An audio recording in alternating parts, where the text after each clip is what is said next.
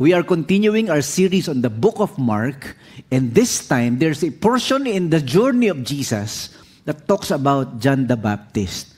So ang pag-uusapan natin sa araw na ito ay tungkol sa buhay, paninindigan, sakripisyo, at sa mga gerang pinagdaanan ng pinsan ni Jesus, si John the Baptist. And what we can learn from him to be a follower of Jesus Christ. Oo nga, Pastor Mike, paano nga ba maging tagasunod ni Jesus? Yung bang bigay todo, bigay ang buhay, bigay lahat para sa Panginoon.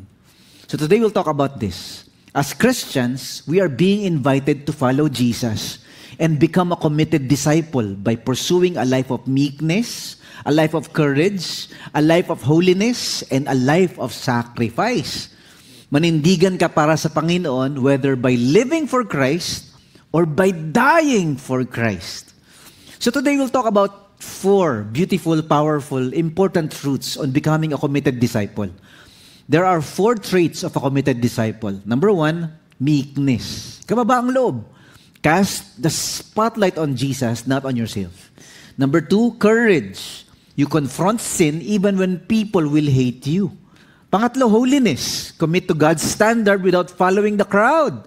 Number 4, sacrifice. Choose to suffer for a higher purpose. Oh, ang ganda. We'll talk about that today. Naalala ko, many centuries ago, sinabi ni Leonardo da Vinci, every one of us will die. The question to ask ourselves is, what am I living for? And what am I dying for? And what am I living for? Is it worth dying for? Tindi, ano? Oo nga, ano? Napakatinding tanong nun, Ano ba ang mga bagay na ibibuwis mo ang buhay mo? Pera, tao, relasyon, kotse, bahay, medalya, championship, tagumpay? Or will you give your life to something that is worth living for and worth dying for? Yan ang ating pag-uusapan sa araw na ito. Bilang mga tagasunod ni Jesus, we now live on a different principle in life.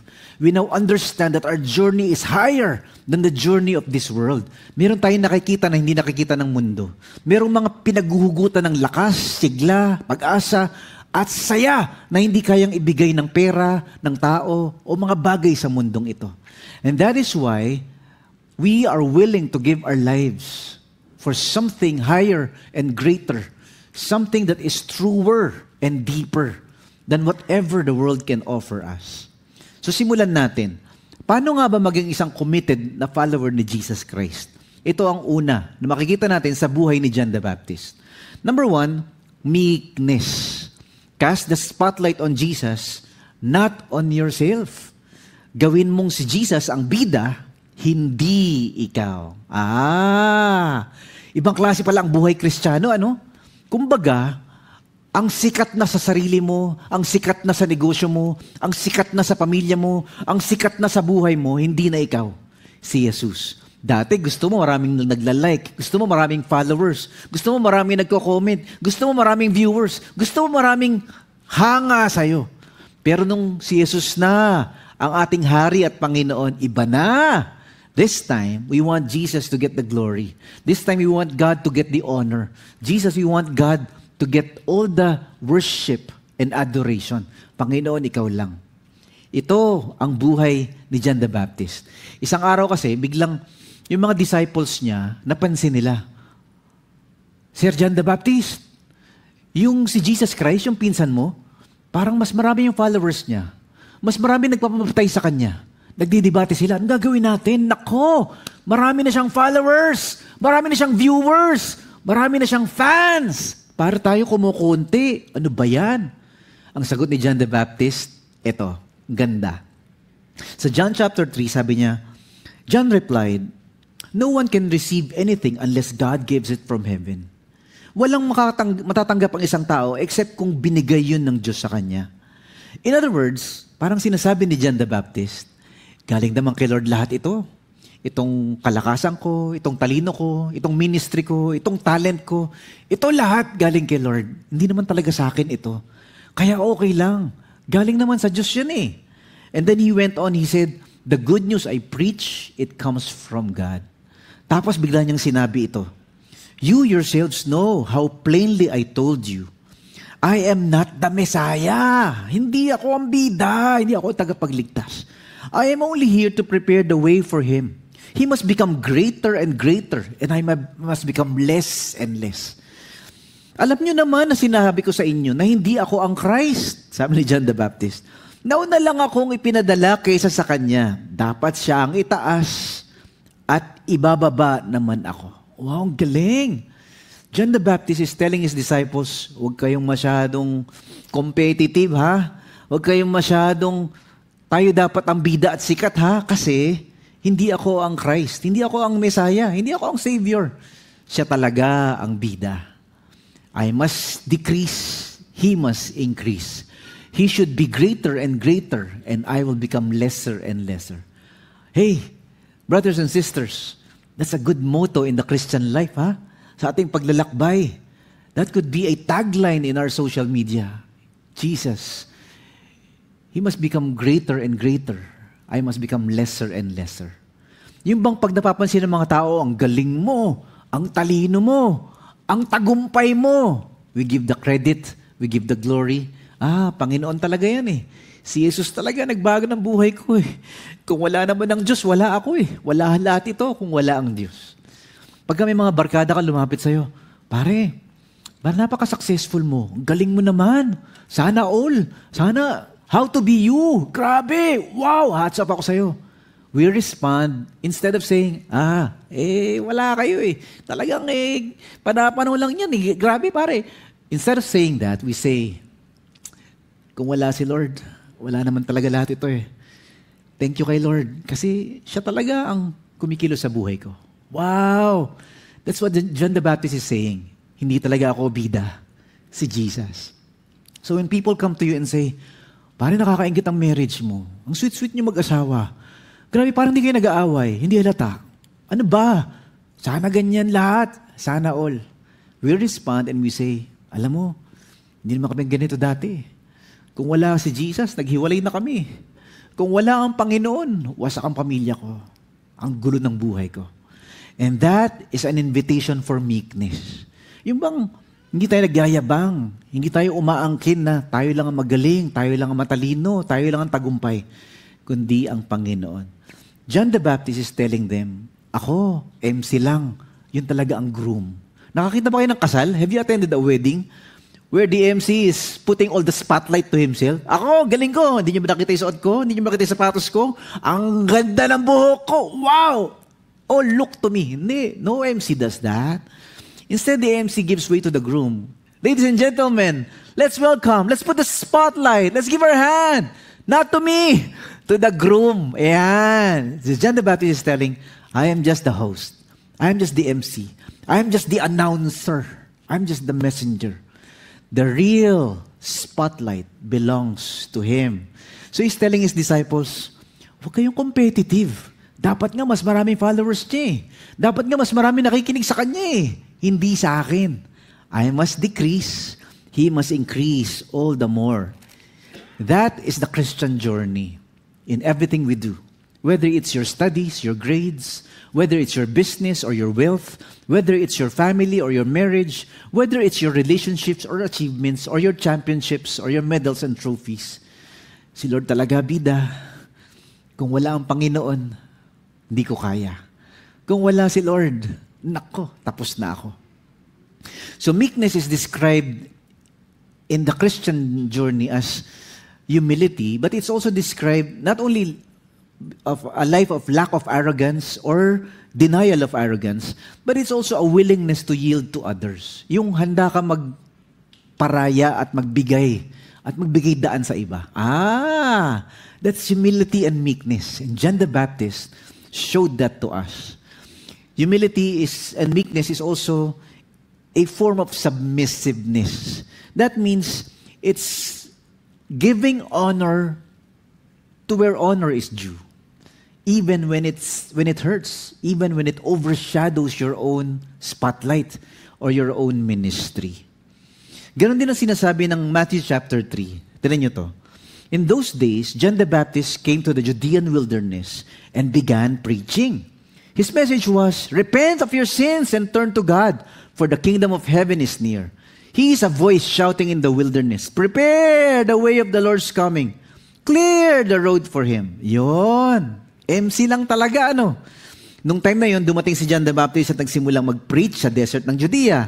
Sabi niya, magsisi na kayo, talikuran yung mga kasalanan nyo kasi malapit ang dumating ang kaharian ng langit. May isang tao na sumisigaw sa desert. Ihanda nyo ang daan ng Panginoon, ituwid nyo ang dadaanan niya. And that's the role of John the Baptist. In a sense, he is a forerunner. He is a preparer of the way of the Savior. Yun ang kanyang calling. Yun ang kanyang ministry. And he knows that. He will never take the stage from Jesus. He will never overshadow the spotlight of Jesus. Everything must shine for Jesus. And that is the meekness and the humility of John the Baptist na dapat nating kopyahin. Dapat ganun din tayo sa ating mga buhay. Nakakalungkot, marami ngayon mga church leaders, marami ngayon mga Christian believers who take the spotlight to themselves. Contrast talaga, no? Kay Jesus at kay John the Baptist. They use their position, their personal gain, their authority, or their titles to insist on their leadership, to insist on their authority. Instead of becoming a servant, they want the position and the spotlight. Ang layo kay John the Baptist, ano? So today, the first trait of a committed disciple is meekness. Si Jesus ang bida, hindi ako. Ito naman yung pangalawa. Ang ganda. We can learn this from John the Baptist as well. The second is courage. Tapang. Confront sin even when people will hate you.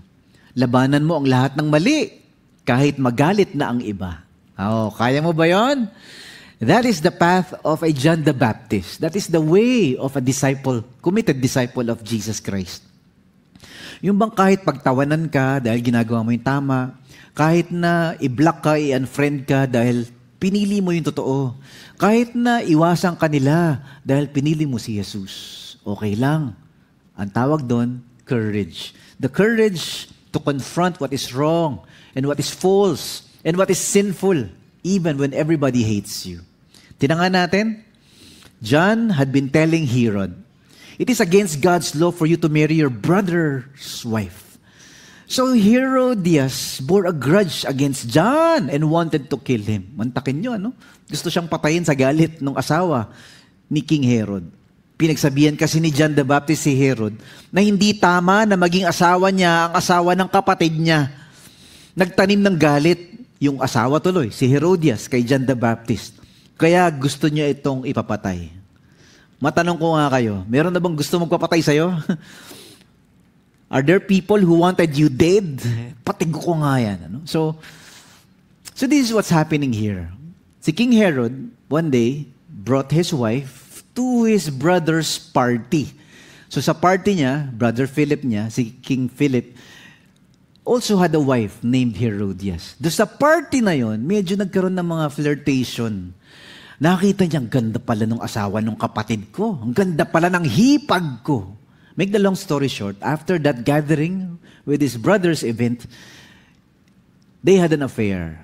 Itong si King Herod at yung asawa ng kapatid niya na si Herodias committed adultery, and they left their spouses, and they married each other.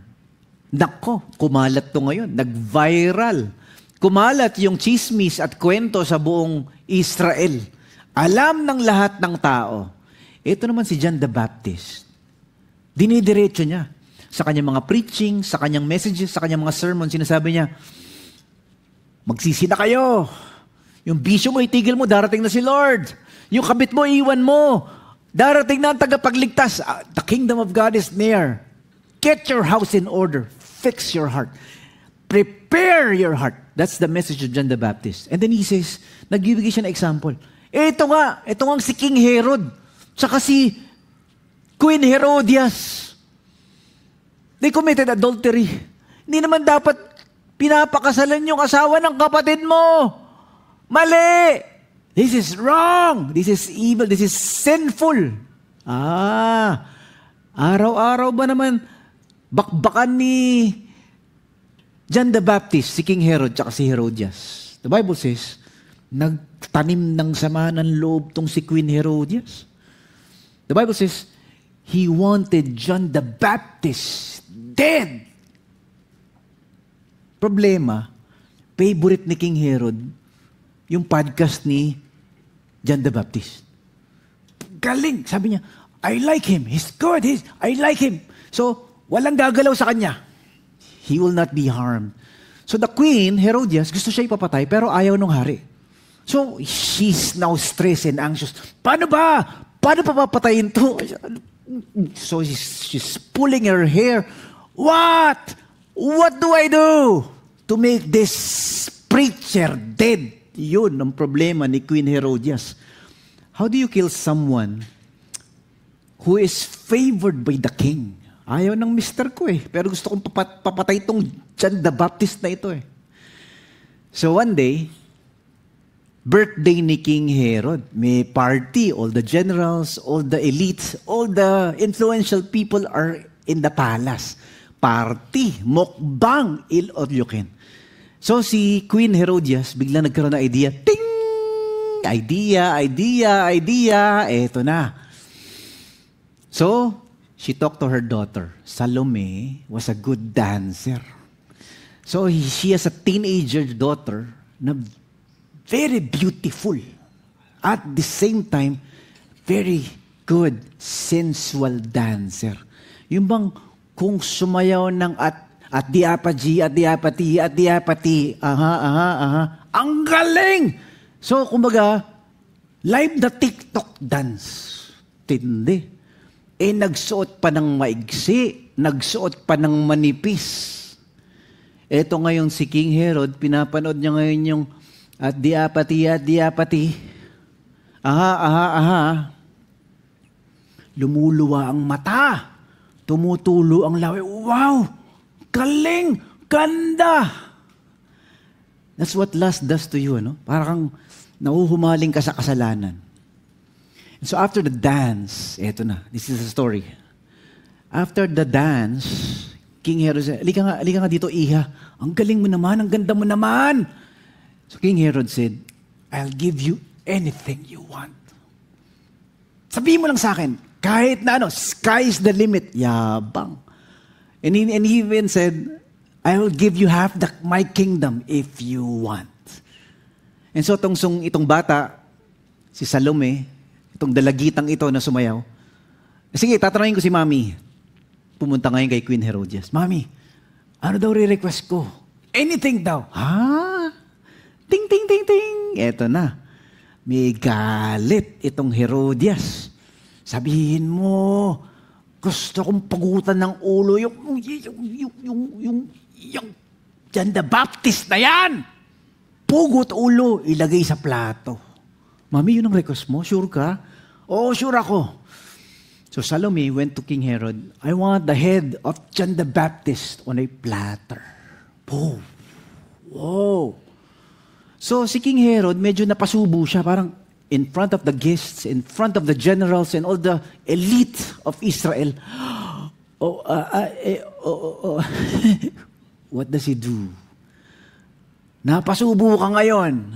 Will you fulfill your word or will you not fulfill your promise? Next episode. Antayin nyo. In the meantime, we realize this is what's happening. When you confront people with sin, they will hate you. Pag sinasabi mo sa tao na mali ang ginagawa mo, tigilan mo yan, makakasakit ka. Magagalit sa'yo. Pag sinasabihan mo isang kapatid mo, isang kamag-anak mo, tigilan mo yan. Masama yan. Ibablock ka, i-unfriend ka. Pag sinabihan mo isang tao na, iwasan mo na yan, pare, hindi maganda yan. Ayaw ni Lord niyan. Mawawasak ang pamilya mo. Iiwasan ka. Parang di ka nakilala. And that's how society is. When we confront them of the wrong and the false and the sinful, biglang may backlash. Naalala ko nga minsan, meron akong kinonfront na barkada ko sa Facebook. Iba talaga nagagawa ng Facebook, Kasi yung ex niya, so married na siya, itong barkada ko. He's married now, and there is his ex who wanted to friend him in Facebook. So naging friend sila. Maya-maya, nagme-message na. How are you? Dito na me, where na you? Naku, medyo intense. Medyo hot and heated. Flirtations, messenger. So I told him, pare, stop it. It will destroy your marriage. Ha? Wala naman na. Hindi naman kami nagkikita, hindi pa kami nag-eyeball. Pare, there is such a thing as an emotional adultery. Ha? Meron bang ganon?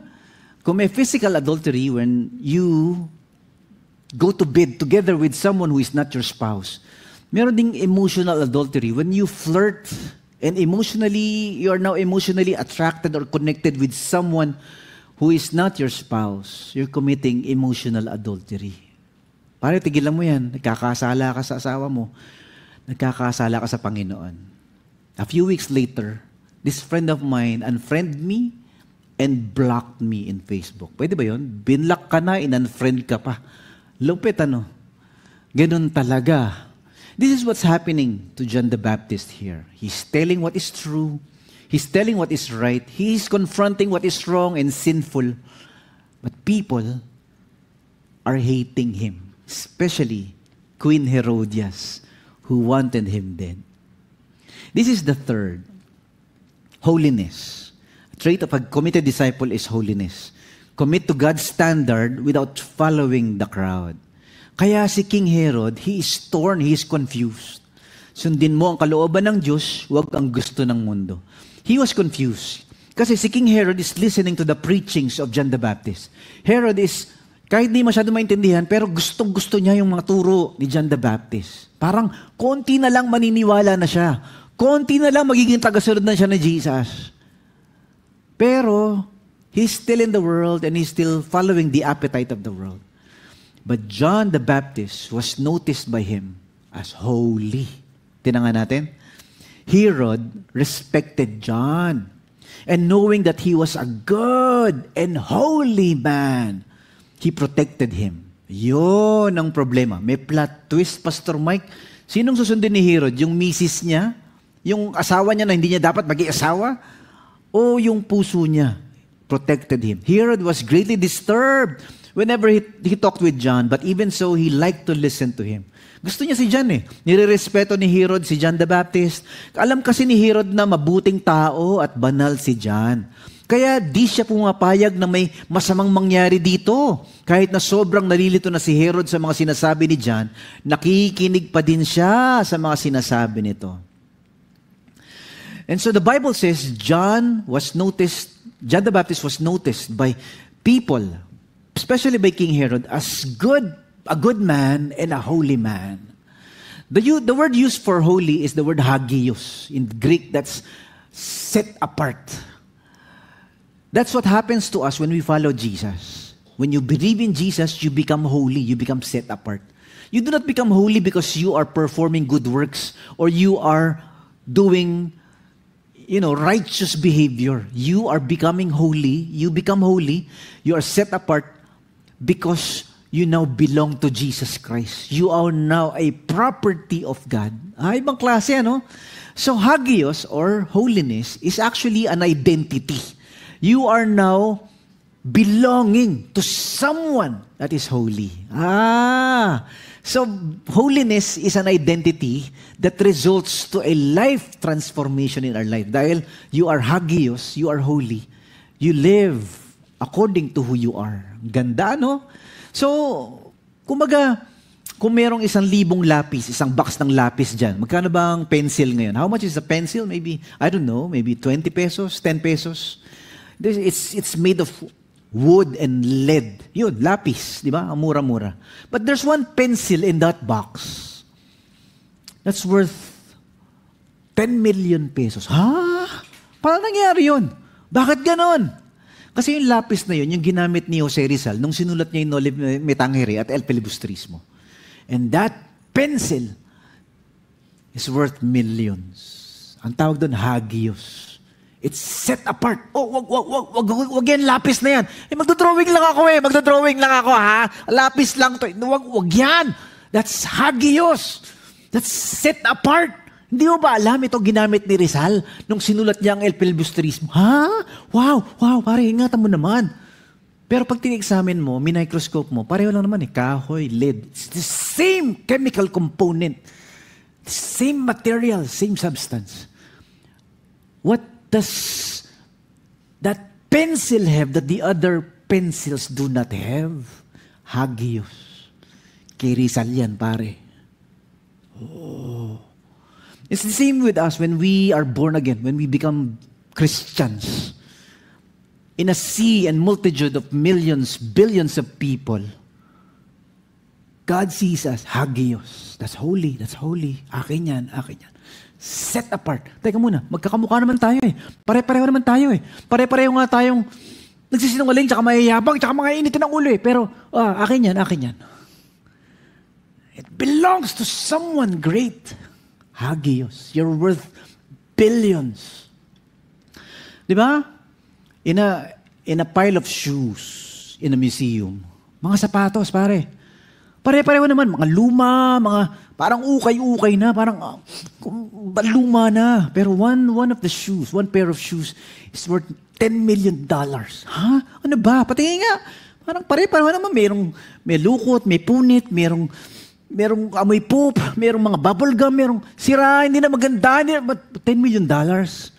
Kasi that shoe belongs to Michael Jackson when he danced Billie Jean and Thriller. Wow, pare. Wow, $10 million. Pero pag tinexamine, pareho naman eh. Hagios. Holy. So when the Bible says you are holy, you are holy, you are holy, you are hagios, it's not because you're good or righteous or perfect. It's because you belong. You are a property of the King. Kay Lord yan. Kay Lord yan. Mahal yan. Hagios. And so, when the Bible says John the Baptist was hagios, his identity, he belongs to God. Sa Panginoon niya, huwag mo gagalawin yan. Yari ka kay Lord. And then he lived according to that identity. When you look in the mirror and you see nothing but a chicken, nothing but a failure, you live that way, right? But when you look at the mirror, you are hagios. Mahalaga ka. Binili ka ng Panginoon, niligtas ka, pinatawad ka. It affects the way we live our lives. Amen? Palapakan natin ng Panginoon. Thank you, Lord. Praise God. Praise God. And that is the way of holiness. That's a trait of a disciple. Yung buhay mo, nakaakmak sa kung sino ka na sa Panginoong Jesus. We live holy lives. Meron kaming inimbitahan dito minsan sa Business Leaders Breakfast Meeting dito sa Makers Cafe. Sama kayo, ang ganda. Mga negosyante, mga business owners, mga bossing. Nako, ang ganda. Almusal kami, di ba? Longganisa, fried rice, itlog, yun lang, kape. Saya. And then once in a while, we invite people to speak and share their lives. There was this one person who shared about his struggle with the taxation. Yun, paano magbabayad sa BIR? Sabi niya, Pastor Mike, he shared to everyone, because I belong to Jesus now, I only now have one book. Usually daw, yung mga company owners, may 2 books yan eh. Merong isang malinis na libro, merong puro, di ba? So, nandun lahat ng mga lagay-lagay, etc. So, he said, when I became Christian, I made it a point that our company is clean, no bribery, no under the table. And so, hinahara siya ng BIR. Yun ang kwento. Ganda. Sabi niya, nakatanggap kami ng LOA, Letter of Authority. At hinihingan kami ng milyon, limpak na salapi. Para lang, i-approve nila yung aming tax. Tanggapin yung aming taxes. And he said, no. So, nakaabot niya yata sa korte and all. Pero sabi niya, hindi kami maglalagay. Hanggang sa bumabak sa kanegosyo niya, nalulugi na siya. Sacrifice. Then finally, sabi niya sa amin, BIR got tired. Ito, naku, hirap singalin ito. Hirap hingan to ng lagay. Christian to eh. Ayan, Christian yan. Sige, nakamarka siya. Naka-red flag siya. Christian yan. Huwag nalalapitan yan. Sige, approve mo na nga. Mga matitigas sa ulo niyan. Hindi naglalagay yan mga yan. So he was known as the person who will not give lagay. No bribery. Tindi, no? Hanggang sa napagod yung mga BIR agents and all of that. And so that's the calling for every believer. Sometimes, when we do the right thing, when we follow God's ways, when we live holy lives, when we choose the right path, because we want to glorify God, it will hurt. Sakit. Sometimes you will lose something precious. Sometimes you will lose people you love. Sometimes you will lose the business that you worked hard for. Sometimes you will lose the prestige and the respect of others. Simply because you choose to do the right thing. Amen? And this is what the story of John the Baptist is telling us. I encountered a very beautiful poem many years ago. I was still single and a young man trying to follow the Lord. And I encountered this poster. The title is, The World Needs Men. It was written by Leonard Wagner. Sabi niya, the world needs men. The world needs people like this. People who cannot be bought. People whose word is their bond. People who put character above wealth. Hindi puro pera-pera. Pangalan mo, nakataya. Yan. No? People who will be as honest in small things as in great things. People who will make no compromise with wrong. People who will not say they do it because everybody else does it. Hindi yan dahil uso pare. Lahat sila pare-pareho lang naman kami. People who are not ashamed to stand for the truth when it is unpopular. People who will say no with emphasis, although the rest of the world says yes. God, make me this kind of person. Make me this kind of man. Tindi, ano? Will you be that kind of person? Who will stand for what is right? Who will stand for what is true? Even when your friends laugh at you? Even when your family hate you? Even when people wanted to kill you? Yan ang John the Baptist story. Tindi, ano? Papapatay kita! Tumigil ka! Which brings us to number 4. Teka, Pastor Mike, matanong ko nga kayo. Ano ba nangyari kay John the Baptist? Pinapatay ba siya? O hindi? Abangan. Final episode. Ito na. Which brings us to number 4. Tinangan natin, ano ba nangyari? Sacrifice. Choose to suffer for a higher purpose. Manindigan sa tama, kahit ang kapalit nito ay kamatayan. So, the final ending of the story is this. Si King Herod, nag-aalinlangan. Teka, yan yung favorite kong preacher eh. Ba't yun ang nirequest mo? Pero, napasubo yata ako, pare. Pangako, kahit ano eh. Mag-request ka, kahit ano. Kalahati ng kingdom ko, ibibigay ko. Ay, ito ngayon ang request. Ulo ni John the Baptist sa plato. Ano nangyari, Pastor Mike? Next week na lang. De joke lang. Sa mga nakakaalam, no spoiler. Ito nangyari. Tinangan natin. So King Herod immediately sent an executioner to the prison to cut off John's head and bring it to him. The soldier beheaded John in the prison, brought his head on a tray, and gave it to the girl, who took it to her mother. When John's disciples heard what had happened, they came to get his body and buried his headless body in a tomb. Kaya inutusan niya agad ang mga sundalo na pugutan ng ulo si John the Baptist. Lungkot, ano? Hindi man lang pinagutan sa stage, sa isang madilim, mabahong kulungan. Sumunod nga ang mga sundalo, pinagutan ng ulo si John sa kulungan. Tapos nilagay niya ang ulo ni John the Baptist sa plato at saka dinala sa dalagita. Dinala naman ito ng dalagita sa nanay niya. Nang mabalitaan ng mga disciples ni John the Baptist, kinuha nila ang katawan at saka nilibing. So King Herod has two options: to spare John the Baptist, or fulfill his promise to the daughter of Herodias and kill John the Baptist. Sa buhay natin, para din tayong mga King Herod, Lord, ano ang pipiliin ko? Ikaw ba? Yung katotohanan ba? Yung tama ba? Yung kabanalan ba? O yung bisyo ko? O yung kabit ko? O yung napakasarap kong kasalanan? O yung basurang buhay na sarap-sarap pa rin? Lord, paano ba ito? So we become King Herods in our lives and we choose. God is inviting us to choose properly. Sinong pipiliin mo? Pag sumunod ka kay Jesus, pugot ang ulo mo. Mapapahiya ka. Pagtatawanan ka. Maraming magagalit sa'yo. Maraming iiwan sa'yo. O pag sumunod ka sa mga tao, sa gusto ng mga tao, sa gusto ng puso mo, pero wala naman si Jesus sa buhay mo. This is a beautiful story that invites us to understand that to be a disciple of Jesus Christ, we choose death, we choose sacrifice, we choose pain, we choose rejection and persecution because we understand that there is a greater, far more valuable treasure than the world cannot give.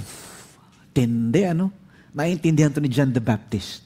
That the kingdom of God is like a treasure that when you find it, you sell everything. You buy the land. You secure the treasure. Ganun daw katindi ang hamon sa atin bilang mga tagasunod ni Jesus. Na may mga bagay sa mundo na kailangan nating bitawan, kailangan nating iwanan, at kailangan nating iwasan upang makasunod sa Panginoon. We pick up our cross, we deny ourselves, and we follow Him. Hindi lahat tayo mapupugutan ng ulo, wag naman sana. Hindi lahat tayo mamamatay para sa Panginoon dahil sa Pilipinas may kalayaan. Sa ibang bansa, ikukulong ka dahil sa Bible. Papatayin ka dahil kay Jesus. But some of us will not experience death or beheading, but you'll experience pain of letting go of that sinful life. The pain and the sacrifice of dismantling that sinful relationship. Or the pain of saying goodbye to your favorite sins. And that is the call of a John the Baptist in each one of us. To be a committed disciple of Jesus Christ. Nako, hindi madali, hindi masarap, hindi laging masaya, pero sulit. Kasi ang Panginoon ang ating pinili. Kahit masakit, kahit matindi, kahit magulo, kahit mapait ang ating mga pagdaanan. Iwan man ako ng mga barkada ko, Lord, Ikaw pa rin. Itakwil man ako ng pamilya ko, Lord, Ikaw ang pipiliin ko. Lord, talikuran man ako ng mga barkada ko, Lord, Ikaw pipiliin ko. And that is the invitation, paninindigan para kay Kristo. Ang galing, So let me ask you a question as we end. What is God telling you today to sacrifice for Him? Meron bang pinabibitawan ng Panginoon sa'yo? Anak, bitaw na. Masama yan sa'yo. Itigil mo na yan. Anak, hiwalayan mo na yan. Hindi yan maganda. Hindi yan okay. Hindi yan nakakalugod sa Diyos. Meron bang pinabibitawan ng Panginoon sa'yo? Anak, iwasan mo na yan. Hindi yan para sa'yo. Merong mas masarap, mas maganda akong hinahanda para sa'yo. Huwag siya. Huwag yan. Huwag ito. When we choose God, it's going to hurt. Maybe not like a beheading of a John the Baptist, but it could be a beheading of our desires, a dismantling of our passions, and an overhauling of our appetites. Wag na yan. Tigilan mo na yan. Hindi yan. You do it for God. So today we talked about this.